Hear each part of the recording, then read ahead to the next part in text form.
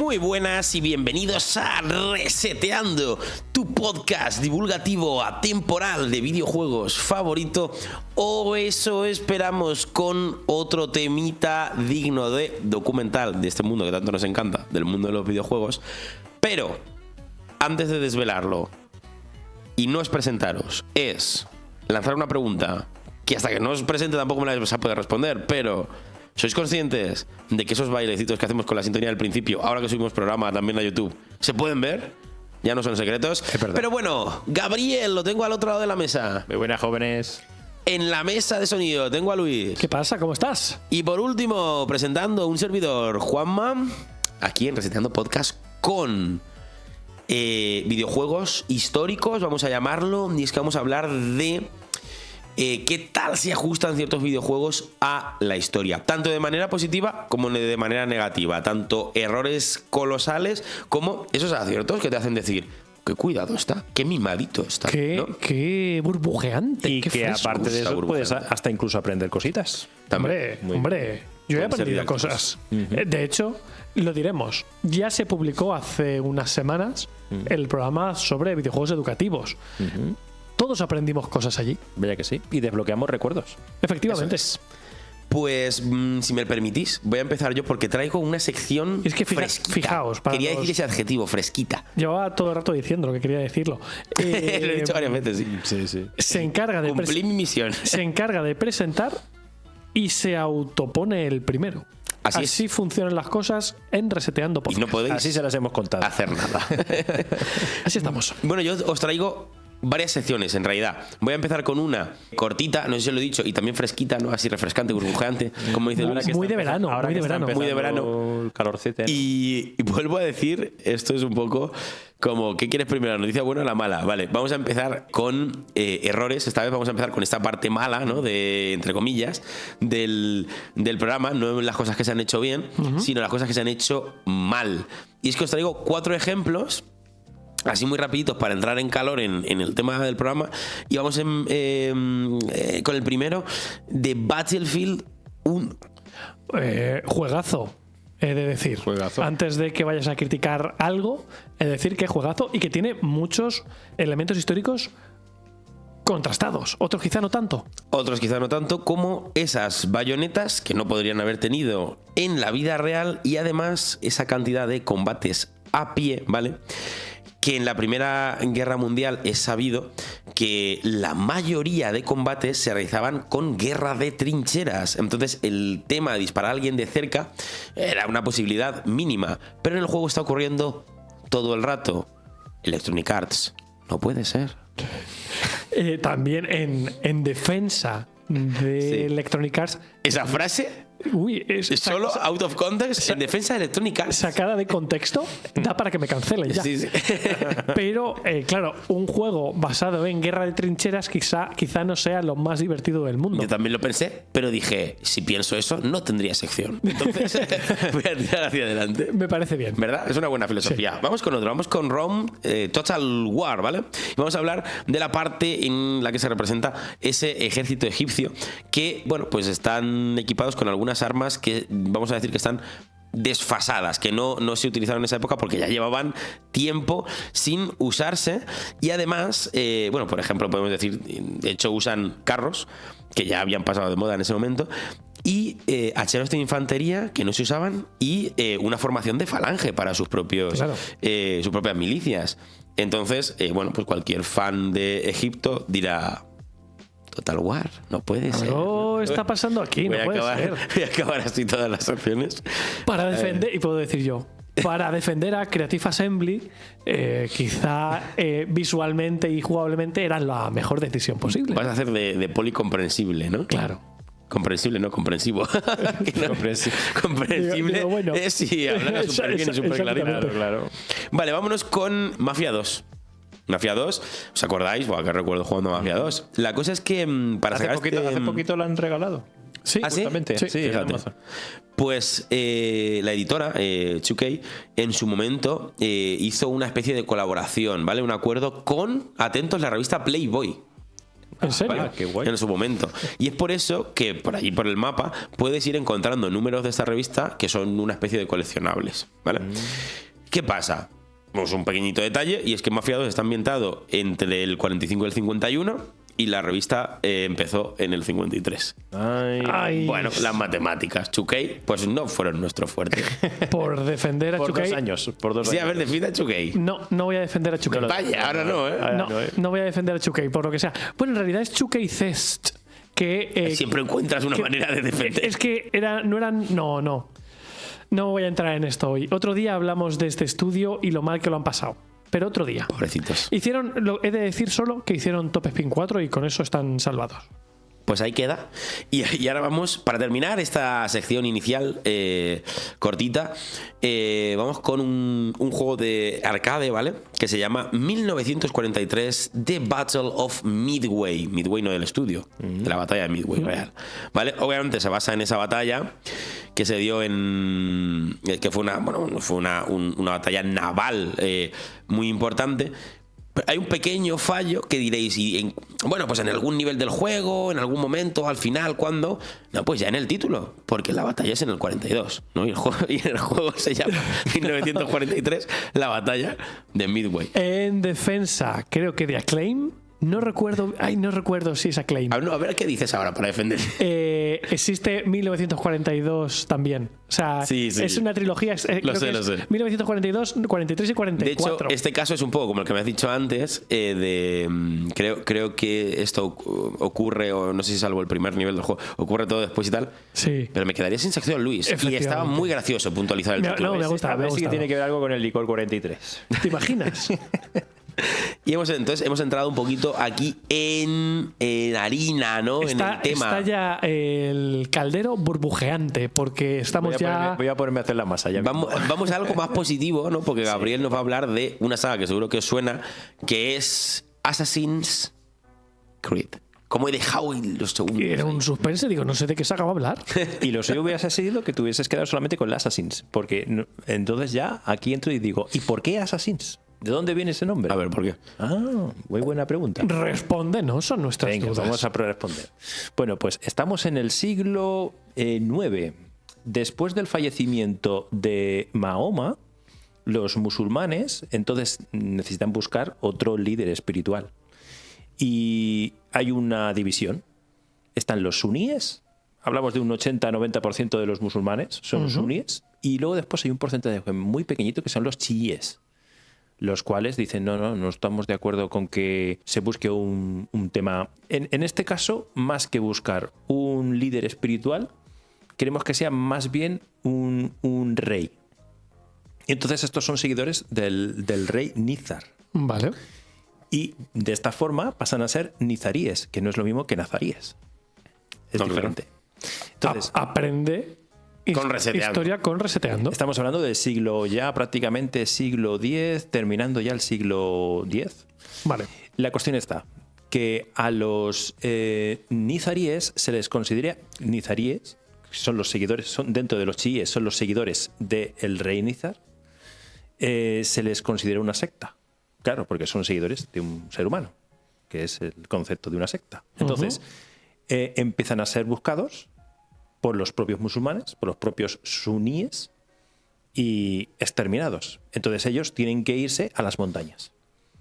Al irse a las montañas, entonces se tienen que empezar a preparar para las batallas, pero no batallas en plan a las cruzadas, etcétera, etcétera, sino de una forma con mucha estrategia, táctica, con sigilo, etcétera. Y entonces empiezan a preparar a sus propios soldados, que serían los fedayines. Vale. Y estos, en un principio, fueron los que se les mandaba para que, como eran muy poquitos, se mandaba a estos expertos para que fueran cargándose a los mandamases, para entendernos, ¿no? Por ejemplo, los capitanes, a los que llevaban los ejércitos, y les iban mandando una serie de misiones en las cuales lo más importante era que quedaran completamente en sigilo. Que nadie se enterara que habían llegado hasta ahí. Sí, porque. ¿De dónde viene? Claro, Assassin, ¿de dónde viene? Pues que resulta que a los nazaríes que he mencionado anteriormente se les llamaba assassin, que era consumidor de hachís. Ah, pues fíjate, no me esperaba este girito de guión. Esto es un vuelvo que nadie se Eso esperaba, sí ¿no? que no me lo esperaba. Efectivamente. Realmente, porque en aquella época ya existía la droga, entonces era una forma como peyorativa de indicar a aquellos que estaban en un escalafón muy inferior e indicar, mira, es que estos son de lo peor de lo peor. Son como consumidores de droga, y entonces assassin viene del término del hachís. Vale. Luego después, como eran los propios nizaríes y resultaba que estaban cargándose a altos cargos de los suníes, entonces empezó la cosa a cambiar en cuanto al tema de que estuviera ese término peyorativo. Claro, referido a ellos. se les empezó a dar valor después Sí. de ver los resultados que conseguían en sus misiones. Claro, y de ahí viene el concepto asesino, pero que asesino nosotros lo hemos comprado como la persona que mata a otra persona, ¿no? Pero realmente es un término peyorativo, que ese es el origen, es un término peyorativo para un grupo de personas, o una secta en este caso. Aprende historia con Reseteando otra vez. Es decir, que Assassin's Creed podría ser el grupo de los consumidores de hachís. Y los padres lo están comprando. Pero es muy curioso porque entiendo que Ubisoft vio aquí la historia y dijo, tengo aquí una posibilidad buenísima. La verdad es que sí. Está muy... Sobre todo cuando todavía era Ubisoft y no era todavía Ubisoft como es ahora. Ahora, ya además, bueno, ya hablaremos en un safe. Hablaremos. Sí. Pues entonces, partiendo de eso, aparte de que haya tenido un montón de fallos, porque es una realidad que todos los juegos de Ubisoft tienen sus fallitos, por no decir muchos. Llenos de bugs, vamos a decirlo claramente. Pero sí que es cierto que ha tenido muchos aciertos en lo que se refiere al tema histórico. Por ejemplo, la toma de la Bastilla aparece en el Assassin's Creed Unity. Sí, y además súper bien representada. Y muy bien representado. En 1789, que es el pistoletazo de salida de lo que sería luego después la Revolución Francesa. Yo lo prefiero en sobres, no en vez de en Bastilla. En Bastilla. Digerirlo. No sabía por dónde me venía, macho. Es que te he pillado imprevisto. Buah. Digerirlo. Bueno, digerirlo o dijeras o lo digieres. Venga, más de Assassin's Creed Unity. También tenemos la ejecución de Luis XVI. Históricamente se habla acerca de que Luis XVI, cuando lo estaban metiendo en la guillotina, con Robespierre, los jacobinos, etcétera, dijo las palabras de muero siendo inocente al pueblo.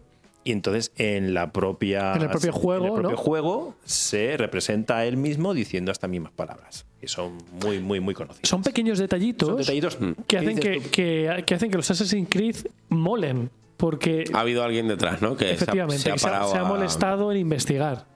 En el Assassin's Creed Rogue, como sea. Sí. La cuestión está que tenemos la posibilidad de viajar a Portugal. Y resulta que viajamos a Portugal en el año 1755, cuando ocurre el gran terremoto de Lisboa.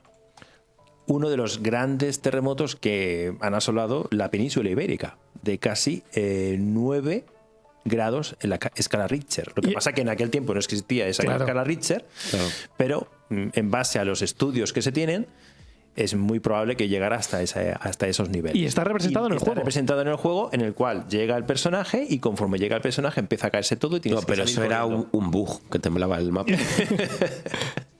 También podría ser. Podría ser perfectamente. Y no habría pasado nada. No. No lo habríamos aceptado sin problema. Yo me imagino Ubisoft. Mira, no sabemos cómo hacer que en este nivel deje de temblar. No, mira, es pues que podría ser en esta época y en Portugal. hubo un terremoto. Claro, encontraste en Wikipedia. Sí. Luego después tenéis, seguramente que conoceréis la Hoguera de las Vanidades. Estamos hablando del siglo XV, la quema de libros por parte de la Santa Inquisición, etcétera. Y bueno, pues eso también está representado en el Assassin's Creed 2, en concreto en un DLC en el que tenemos que incluso pelearnos con Maquiavelo. Efectivamente, cuando controlábamos a Ezio Auditore di Forense. Nah, pues no ha llovido. Ya ves, éramos críos. Fíjate, se ha pasado tiempo. A eso iba, de acuerdo. Hablando de España y hablando de la Nintendo DS, que no tenía yo ni idea que en la Nintendo DS ¿Hay un Assassin's Creed? hubo un Assassin's Creed. Así, ni y me en suena. concreto un Assassin's Creed en el que teníamos que hacer todo lo posible para que Colón pudiera descubrir América. Pero esto como iba a nivel... O sea, la DS movía un juego en 3D así. Era un juego en 3D. Sería la 3DS. No. Era Era, DS. era en la DS, esto era en la DS. Y si no recuerdo mal, era un 3D al Assassin's uso. Creed Discovery se llamaba. a secas. Efectivamente. Pero no, es que no me suena nada. Es alucinante. Discovery, y en concreto de 1492, con Colón por ahí haciendo todas las gestiones para poder salir, y luego después lo que sería encontrar América, pero llegando hasta en un principio a las Indias, ¿no? Entonces, nosotros lo que tenemos que hacer es hacer todo lo posible para que Colón consiga los fondos por parte de los Reyes Católicos. Me corrijo. Sí es para Nintendo DS, pero es un juego 2,5D. Es decir, Es 2,5, ¿no? las plataformas sí que tienen volumen y salen en Pero- 3D, pero es un escenario 2D, izquierda, desarrollo lateral, scroll. plataformas. Renderizado, ¿no? Sí. Supongo sería. Es un ¿no? plataforma. Es un plataformas con mucho combate también. Con mucho combate. Claro, que te pego para allá, ¿no? Sí, Assassin's Creed. Efectivamente. Assassin's Creed en estado puro. Claro. Esto que he dicho podría haber sido un tráiler. Patatín, patatán. Dos detalles más históricos. La batalla de Arsuf en Assassin's Creed, en el primer Assassin's Creed, ¿os acordáis? Bueno, el primero ha envejecido de mal. Ha envejecido, ha pasado bastante tiempo. Pero estamos hablando acerca de la Tercera Cruzada. 1191, batalla de Arsuf, en la que lucha... Siglo XII, por cierto. Es verdad, siglo XII, perdón. Que sepamos, que la audiencia sepa muy bien en qué siglos están contando las cosas. Exacto. Claro, que estamos sumando, ¿eh? Y que lo sepamos nosotros Que también. y nosotros, eso es. Bueno, nos tiene que sonar los personajes Ricardo I de Inglaterra, Sí. Ricardo Corazón de León, que luchó contra Saladino, que os tiene que sonar también. Sí. Lionheart, ¿no? En el peor de los Como el del Final Fantasy. En el peor de los casos, lo habéis jugado en la campaña de Age of Empires 2. Eso es como mínimo, ¿no?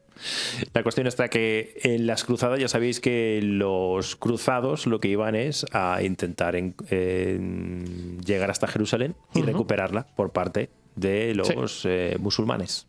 Entonces, la recreación de esa batalla es muy fiel. Lo único que luego después hay algunas licencias porque hay una serie de personajes, como por ejemplo en Assassin's Creed, que aparece Ricardo de Sable, que no hay Registros de que registro estuviese de que allí. realmente existiera un sable con Ricardo o Ricardo y un sable. No los hay. Ninguna de las dos cosas, además. Y luego después, como último detalle, hay uno que me gusta bastante, que es aparece en Assassin's Creed 3, no es un... la verdad es que es de los más flojitos Sí. dentro de los Assassin's Creed, pero hay un detalle muy interesante que es el motín del té. Y es que resulta que esto fue el preludio de lo que luego después sería la revolución de Estados Unidos. Los británicos estaban socavando por completo a los colonos americanos, pero sin embargo los británicos necesitaban su té.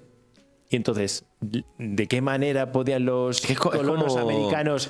quitarle el pelo a Sansón. Sí, claro. ¿De qué manera podían fastidiar a los británicos? Pues Quitándoles el té. Entonces, había una serie de carabinas que tenían que venir desde Gran Bretaña hasta los Estados Unidos. Y por el camino, entonces, tú como personaje tienes que tirar todos los barriles con el té. Con el té. Y ese se llama el motín del té. Y fue la antesala de luego de lo que después llegaría a ser la revolución. Es que, claro, hablamos la de... independencia por parte de los Imagínate a Estados un Unidos. inglés sin té. Es que imagínatelo. Pero puede ser que sea al revés, furioso. Es, Les claro, va fatal. Eso me refiero. Que La ofensiva. Terrible experiencia. Terrible experiencia. Dato 1773, para entender un poquito. Esto fue en el 73, en el 76, 3 años después. Ajá. ¿Qué sois más? ¿De té verde, té negro? Pregunta abierta. Mira, hablemos de infusiones. Hablemos de fusión. Así, mini. Minutito. El dos minuto del minutos. té. Hay canela, la de canela Mira, está bastante buena. a mí, está me, muy rica. a mí me gusta mucho cúrcuma. Y clavo también. Cúrcuma con canela, muy bien, yo lo recomiendo mucho. Very tasty. Jengibre con limón, al principio no gusta nada, pero cuando te acostumbras, de repente, muy bien. Es durillo el jengibre. Y yo tengo dos clásicos. A ver, dame. El poleo menta a mí no me falla nunca. Ese- Y la manzanilla para antes de dormir, cuando he cenado mucho, me va La fetén. manzanilla con un poquito de anís. No me gusta a mí con anís. pero me- la hay con anís. Sí, la hay pero no incluido. me gusta. Yo quiero la clásica normal. La clásica de toda la Yo vida. reivindico el té negro, pero que hay que ponerle leche. Té negro con Lo leche. reivindico. Con leche. Claro, con como leche. los británicos. Mucho Como mejor los con leche, sí. británicos, Sí. Solo Pero el té negro. ¿Con agua? En general, pero O el té negro mezcla. especialmente. No, tú echas el sobre. Mitad agua, claro. No, solo leche. No, mitad agua, mitad, No, mitad Pero ¿para leche. qué los haces británicos- los barbaridades? británicos- ¿Para qué? Los británicos lo tomaban así, agua y leche. Y así amotinaos. No me Y aquí extraña. acaba el minuto del té, de reseteando. No, porque no sabemos. ¿No? Gabri, ¿tú qué? No, yo soy de manzanilla también. Ah, manzanilla, Yo de vale. manzanilla, poleo, he comentado antes, clavo también. Un Lo poquito tenemos- de todo. lo Yo tenemos claro. voy... A mí me gustaría que los oyentes en comentarios dejasen sus infusiones. Programa en iVoox de videojuegos, todos los comentarios. Yo prefiero Aparte de el té negro. expresiones, infusiones. A mí me gustaría mucho, sobre todo eso, el saber qué infusión es la favorita de cada oyente. Mientras por hecho- estás escuchando, de ¿qué hecho- te estás tomando? Claro. Y digo más. A la hora de poner un comentario sobre esto, atrévete. Bueno, digerirlo. Como una buena infusión. Pues voy a continuar yo, ¿no? Yo creo que sí, que ha llegado tu momento. Tu momento Vodafone. Iba a hacer la misma broma, pero he pensado 2 seguidas. Quizás pasarse, Juanma. Estás abusando hoy. Y he hecho bien, ¿no? Te he hecho bien la mano, parando. te he hecho la mano, te he Ahí echado está. un cable. Has habilitado la broma. Claro. Porque si no se iba a perder ahí, como lágrimas en la lluvia. Por favor. Pues vamos a hablar de Bioshock. Entendí esa referencia. Entendí, ahí está. Vamos a hablar de Bioshock. Me voy a ceñir al 1, ¿vale? Mi sección es un poco peculiar, ¿vale? Porque no va de cosas históricas como tal que pasen en el juego, sino de cómo los personajes que salen en la historia de Bioshock 1 parten de personajes reales históricos. Muy bien, Bien, mola. muy bien. ¿Vale? Entonces vamos a ir viendo unos cuantos. Vamos a empezar, por supuesto, con Andrew Ryan, ¿vale? Que es un poco este líder fundador de la ciudad en la que se desarrolla el juego, que se llama Rapture, ¿vale? Andrew Ryan está, bueno, que seguro que lo habéis visto, un señor con bigote, creo recordar. Bigote, Sí, bigote, ¿verdad? claro. Bigote. Que nos habla en esa introducción de Bioshock, cuando vamos bajando, vamos descendiendo hasta la ciudad y nos ponen en un proyector su idea de cómo es la ciudad perfecta, etcétera, etcétera. Que además, Nos vende un poco... Nos vende Rapture. Nos vende Rapture al principio, nos comenta un poco cuál es su objetivo de sociedad, su visión del mundo. Pues en realidad está basado en una filósofa y politóloga que se llama Ayn Rand, que es bastante conocida, que es, para que os hagáis a la idea, la creadora del objetivismo, que deriva un poco en un liberalismo económico bastante bestia y que básicamente ha escrito sobre su filosofía, su punto de vista de este objetivismo, que él lo llamó, que se basa pues, en un individualismo radical y capitalismo sin restricción ninguna. Que es un ¿vale? poco lo Con que full intenta Ryan. Que es un poco lo claro, en lo que basa Ryan Rapture al crear esta ciudad. De hecho, Andrew Ryan es un anagrama de Ayn Rand, si cambian las letras. Ah, fíjate. Fíjate, Es un qué chulo. anagrama. Entonces nada, Ryan crea Rapture, que es un poco una ciudad donde los individuos, pues según él, pueden prosperar, ¿no? Todo lo que puedan, sin que haya una interferencia del gobierno, Del que es gobierno. también lo que sostenía Ayn Rand, que hubiera muy poquito Estado, y que no pare ese ánimo de prosperar tampoco la moralidad. Que ahí es donde hay muchísimo debate ético. De hecho, yo recuerdo siempre de Bioshock, una de las primeras escenas es cuando entras en ese quirófano, ¿no? Que hay Claro, que está el tema de las operaciones doctor estéticas. Suchón, concretamente, que está operando a nivel Suchar, estético, me gusta llamarlo así para partirme. que modifica a su antojo a las personas y muchas veces creando criaturas totalmente deformes. Eso es. Un ligerísimo apunte. Si tenéis la oportunidad de echarle un vistazo al libro de Bioshock Rapture, yo lo recomiendo mucho. ¿El de Héroes de Papel? No, es un libro que salió en 2011, Héroes de Papel ni existía, que es precuela de Bioshock 1 y lo ves desde el punto de vista de Andrew Ryan, antes de montar Cuando Rapture. no se ha liado, digamos. No, cuando el concepto de fundar una ciudad en el fondo del mar es poco menos que un sueño. Una odisea, Y entonces, ¿no? Interesante. él habla- o sea, se Una ve, utopía. Sí. Se ve cómo consigue esos fondos, cómo empieza a reclutar a gente y cómo todo se empieza a torcer. Y lo ves desde el punto de vista de diferentes personajes clave de los que montan la ciudad. Está muy bien. Fíjate. O sea, que eso daría para un juego, realmente. Pero, por supuesto. Lo que pasa es que es un libro muy pausado, muy denso, político, muy denso, político, ¿no? y está denso, muy bien. Muy Sí, denso, sí. ¿no? Pues vamos con más personajes. Tenemos también a ese Frank Fontaine, ¿vale? Que es un poco ese antagonista que tenemos en BioShock. Y literalmente lo que hace, si os habéis fijado, es crear una mafia en Rapture. Literalmente es el mafioso. Entonces está un poquito basado, si tuviera que destacar figuras en las que parece que se han basado, yo destacaría dos. Al Capone. Al Capone.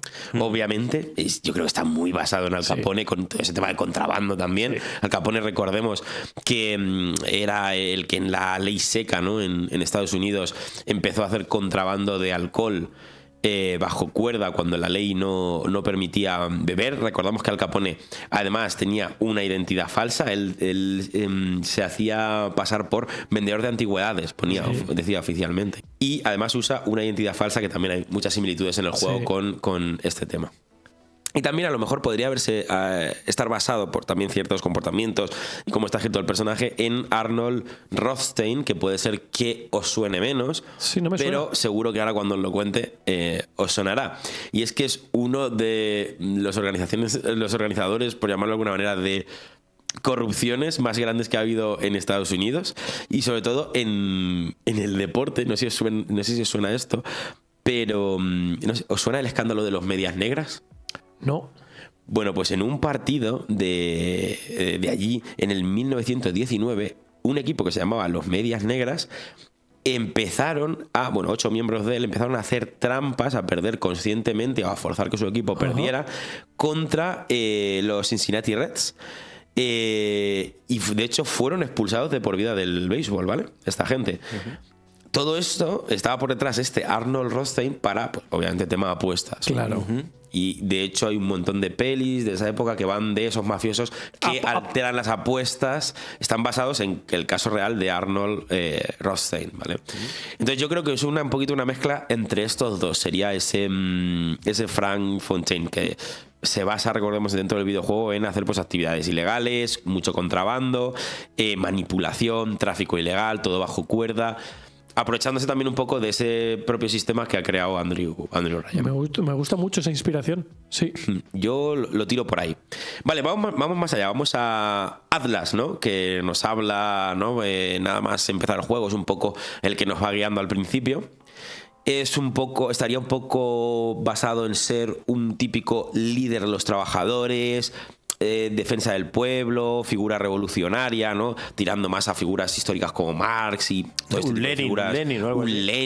Un Lenin, yo diría, pero sí de ese tipo, una figura muy socialista, y que en el juego se escribe con intenciones de lucha de derechos, pero motivaciones cuestionables. Entonces yo creo que tira un poco por aquí el personaje.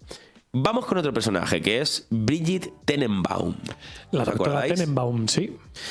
Pues esta, obviamente, que es una científica que entra a Rapture. Recordemos que en Rapture, si no recuerdo mal, era una ciudad en la que iba un poco lo mejorcito, ¿no? En este sentido. La élite. La élite, justo.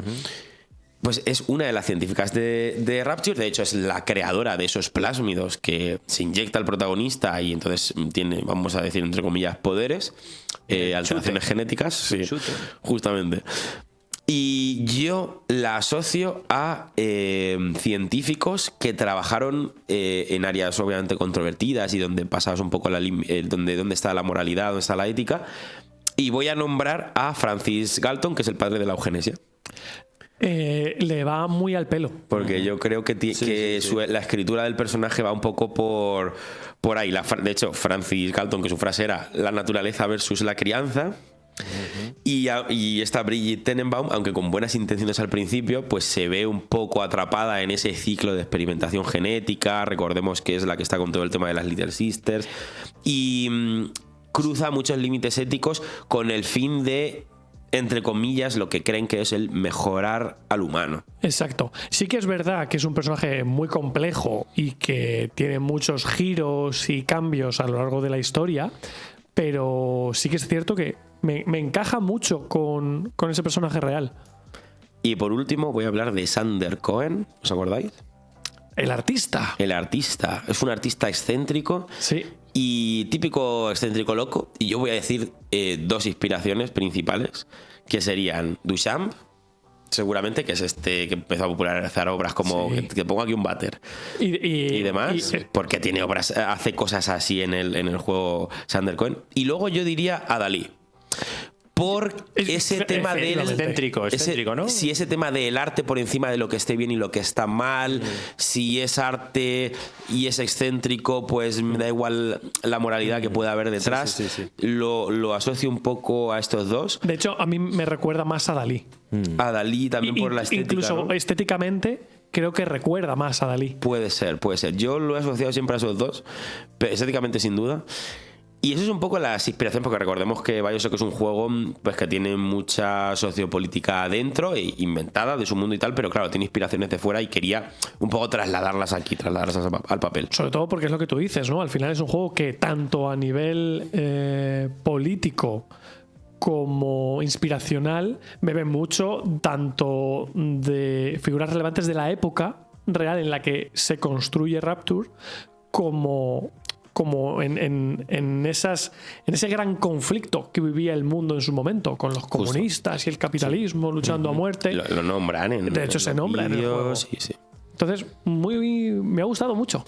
Pues ahí queda la sección de BioShock y nos vamos a ir con otro juego, ¿verdad, Luis? Que es A Plague Tale. Concretamente, vamos a hacer un poco un repaso a sus dos entregas. ¿Sabéis que ¿Tú vas a hablar de cosas buenas, malas, curiosas?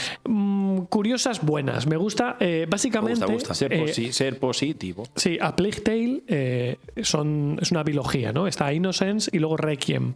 En ambos juegos controlamos a un par de hermanos franceses de un linaje noble, que son Hugo y Amicia.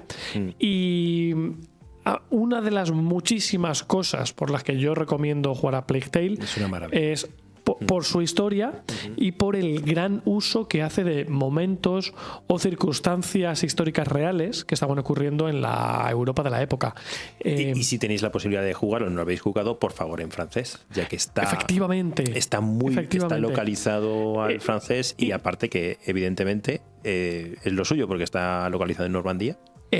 Sobre todo si tenéis la oportunidad, el segundo está doblado al castellano, pero el doblaje original en francés es una maravilla. Es, creo que, muy superior en este caso. Aunque también es cierto que el doblaje en inglés ganó Gotis también. Sí, inclusive. pero en francés es increíble. ¿Y maravilla. Está en español? Está en español. Está en español. Entonces, ¿por qué digo que hace muy buen uso de algunos elementos o momentos históricos concretos que ocurrían en la Europa de 1300, 1400 sobre todo?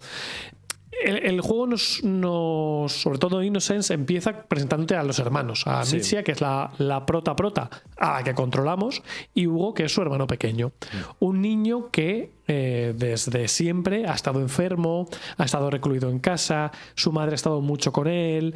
De hecho, Hugo y Amicia no tienen mucha relación, porque Amicia se siente un poco abandonada porque sus padres siempre están pendientes de Hugo. ¿Qué ocurre? Que el juego está ambientado durante la Guerra de los 100 años. Sí. Esta guerra que tenía enfrentados a Francia y a Inglaterra, porque Inglaterra tenía el control de unas tierras ya en territorio francés, y Francia quería recuperarlo y quería expulsar a los ingleses de los normandos. Efectivamente. Normandía. Bueno, lo mismo. Hace un momento nombraba Age of Empires. Si habéis jugado Age of Empires 2, la campaña de Juana de Arco está ambientada en todo este periodo histórico. Eso es. Entonces, bueno, pues el juego comienza como podría empezar cualquier otro juego histórico, ¿no? Con unos ingleses asaltando la villa de esta familia francesa. Hugo y Amicia tienen que huir. Eso es. Y lo que vamos descubriendo a lo largo del juego es que Hugo tiene una infección que parece venir de familia y que se llama la mácula. No vamos a entrar en detalles, pero un elemento principal de A Plague Tale es que se ha desatado una plaga de ratas en toda Francia. Bueno, casi en toda Europa, pero especialmente en Francia está siendo especialmente cruenta. Donde llegan los hermanos, esas ratas llegan y acaban con todo. Acabar con todo es que se comen a la población, literalmente. ¿Qué es lo que me gusta? Que esa mácula, esa infección que porta Hugo, es una metáfora de la peste negra que asoló Europa. Eso es. En su momento. De hecho, cuando tú vas investigando y vas avanzando mucho en la historia, descubres que la mácula viene de la época de Justiniano, del Imperio Romano, ¿no? Hay un hecho real que es que, bueno, durante el reinado durante el gobierno de Justiniano se desató una de las mayores plagas de peste negra en Europa. Y bueno, para que os hagáis una idea, empieza esta plaga en el 541 y hasta el 750 tienen ahí casi 200 años de una plaga constante que arrasó Europa, Asia y África.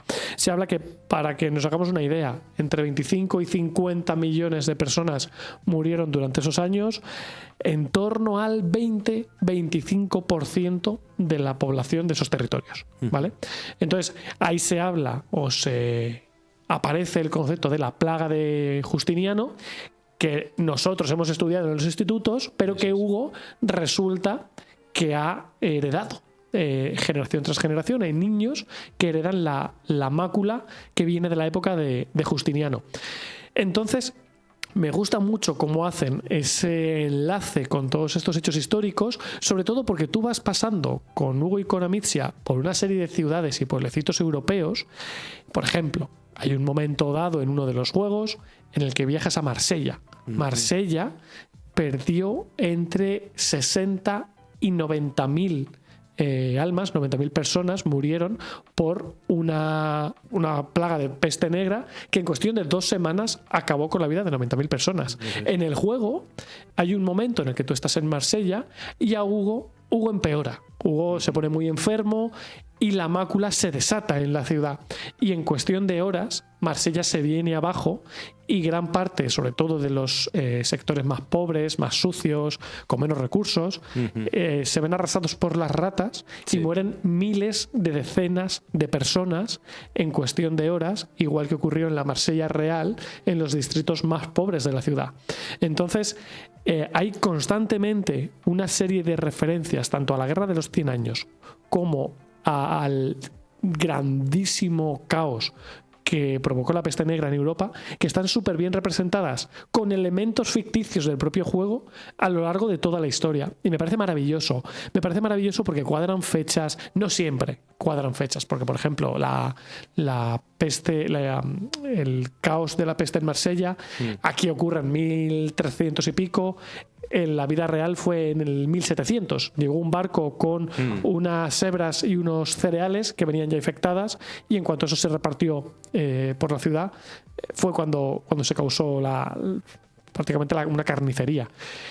Pero me gusta mucho cómo reaprovechan todo el rato la aparición de figuras históricas relevantes que, si bien no tienen por qué ser reales, sí representan o están inspiradas en, como decías tú, Juanma, en BioShock, en figuras históricas han reales. recogido, ¿no?, de la realidad esa inspiración. Eso está muy chulo. Entonces me gusta mucho cómo A Plague Tale tiene a su alrededor una capa de hechos históricos reales aderezados con ficción que lo convierten en un juego maravilloso. Sí. Porque tú estás viendo según qué sucesos, y aunque tú no sepas que hubo un referente real, dices, tú tienes la sensación de aquí hay una inspiración real. Y cuando investigas, descubres que es así. Eso está muy guay, esa sensación. Entonces, me ha gustado mucho.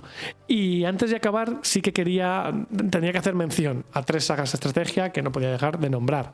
Age of Empires la he nombrado varias veces a lo largo del capítulo.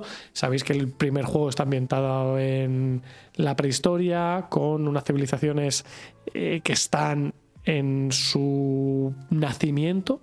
Age of Empires 2 se mueve entre la Edad Media, la Edad de los Castillos, esa edad feudal que todos conocemos. Age of Empires 3 ya se mueve en una edad más moderna, vives la revolución americana, ya hay armas de fuego, aparece la pólvora, vemos ya otros elementos que entran al combate y a la historia. Y luego, por ejemplo, la saga Civilization, que dentro de que todo lo que cuenta es ficción, porque te permite poner en combate a civilizaciones que nunca coincidieron. Sí que es cierto que luego cada una de ellas, y es una cosa que me gusta mucho, todos los juegos tienen como la civilipedia, que se llama, que te puedes pasar horas y horas y horas y horas, y no exagero, leyendo sobre la historia, evolución, tecnología y cultura de cada una de esas civilizaciones. Y es una cosa que me maravilla. En Civilization 6 me pasé horas estudiando sobre Egipto, sobre Roma, sobre cualquier civilización que tenía el juego. Y luego, por ejemplo, la saga Anno, que es menos conocida, pero también es una saga de estrategia y gestión de recursos muy potente, que está ambientada en diferentes periodos históricos.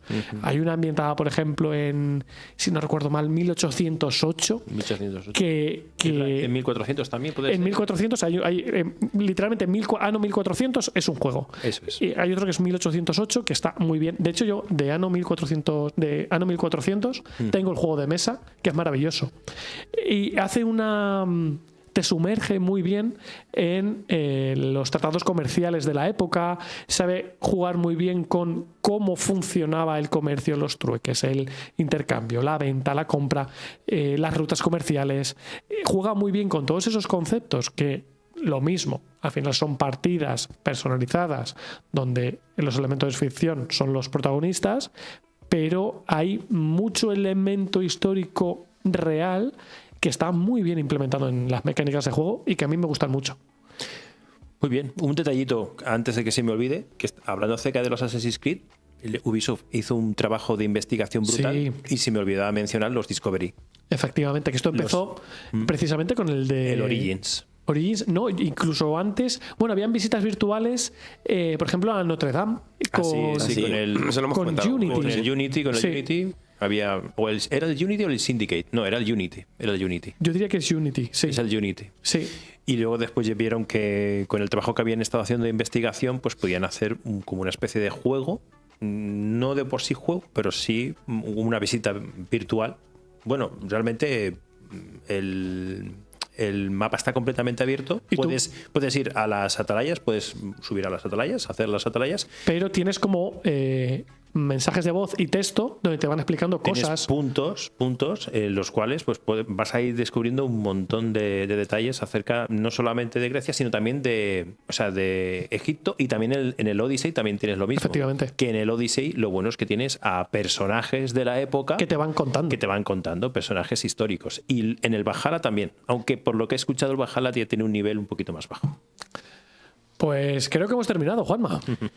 Esperamos que os hayan gustado estas referencias históricas. Yo creo que han sido bastante curiosas. Esto da para una segunda parte. Eso iba a decir. Yo creo que al final hemos ido eligiendo esos juegos de los que queríamos hablar, pero que se podrían hacer se podría hacer una segunda, una tercera, eligiendo otras entregas, incluso otras por sagas, temática, porque podríamos hablar solamente de la Segunda Guerra Mundial en los videojuegos e imaginaros todo lo que sale de ahí. Claro, si no hay apenas juegos de eso. Apenas. Entonces sí, podríamos hacer más partes, ponerlo en los comentarios o en redes si queréis otra parte de esto que os ha gustado. Redes sociales. El tema de las infusiones, que no se os olvide. Que no se os olvide. Atrévete, recordadlo.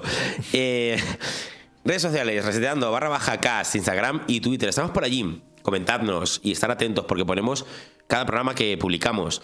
Siempre subimos los podcasts a iVoox en primer lugar y luego en cualquier plataforma de podcast, pues también los tendréis disponibles. Página web www.reseteandopodcast.com. Los tenéis todos bien ordenaditos para elegir el que queráis, por si queréis escuchar. Ya sabéis que nuestra intención es hacer como una biblioteca de una especie de programas divulgativos documentales de diversos temas que son atemporales. Podéis iros y escuchar los primeros que todavía se mantienen porque son temas vigentes atemporales. Y nada, y el próximo día 1, escucharnos, que a saber de qué hablamos, pues alguna locura. Seguramente. Y a lo mejor hay Safe Room. Estar atentos a redes para saberlo, que lo vamos poniendo por ahí, o suscribíos en iVoox, porque os avisará. Claro, chicos, os avisará. Hasta luego. Hasta la próxima. Chao, chicos.